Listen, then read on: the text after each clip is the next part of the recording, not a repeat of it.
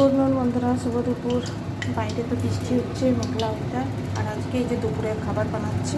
কেমন আছো বন্ধুরা? আশা করি ভালো আছো, আমরাও ভালো আছি। এসেও পানি ফেলেছি, আর বর্ষাকাল পেটে একটু ঠিকঠাক রাখতে হয়েছে। কাঁচা লঙ্কা দিয়ে, কাঁচকলা, পেঁপে, আলু দিয়ে একটা ঝোল। এখানে আমাদের বাবু মশাইয়ের খাবার হচ্ছে, আমাদের ছোট্ট গোপালের। এখানে আজকে বানাবো এই যে পুঁই শাক বন্ধুরা, কচু আলু দিয়ে, আর সেই কাঁঠালের দানা দিয়ে মানে ঠুকে থেতো করে দিয়েছি, তা দিয়ে বানাবো। পুঁই শাক দিয়ে পরিষ্কার করে নিয়েছি। আর এই যে মশলাটাও মেখে নিয়েছি, নোনা মাছ রেখেছি। এটাতে এই যে পুঁই শাকে দেবো বলে এই যে ভাজতে দিয়েছি, এটা পুঁই শাকে দেবো বলে। মাছটা ভাজা হয়ে গেছে, তুলে নিয়েছি। এবার এই তেলটাতেই পুঁই শাকটা দিয়ে দেবো এর মধ্যে। এই দেখো, বেশি না, আমাদের তো অল্প হবে, জন্য অল্প একটু কেনা পুঁই শাক না, কিন্তু আমাদের কাছে বানানো দেখিয়েছি যে ওই জন্য টাটকা পুঁই শাক তুলে নিয়ে এসছে। আবার আমাদের কাছে মানে বাগানে কী বলে আখ চাষ করেছিলাম একটা সময়টায়, আখও নিয়ে এসছি আজকে। এই দেখো বন্ধুরা, আমাদের গাছের আখ মানে বসেছিল খাওয়ার মতো।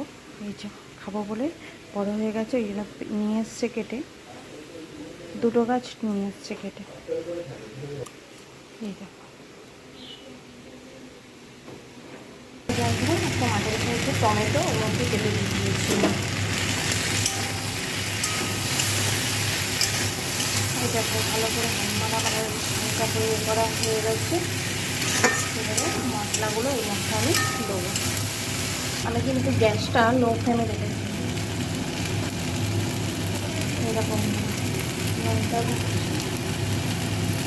আমি একটু দেবো, আর এই হলুদটা শাকে তো বেশি, আমার তাই মনে হচ্ছে বেশি হয়ে গেছে। আর অল্প একটু লঙ্কা গুঁড়ো দেবো আমি।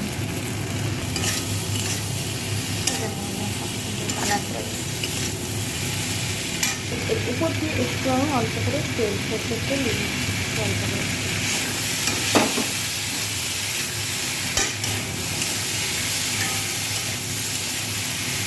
এরকম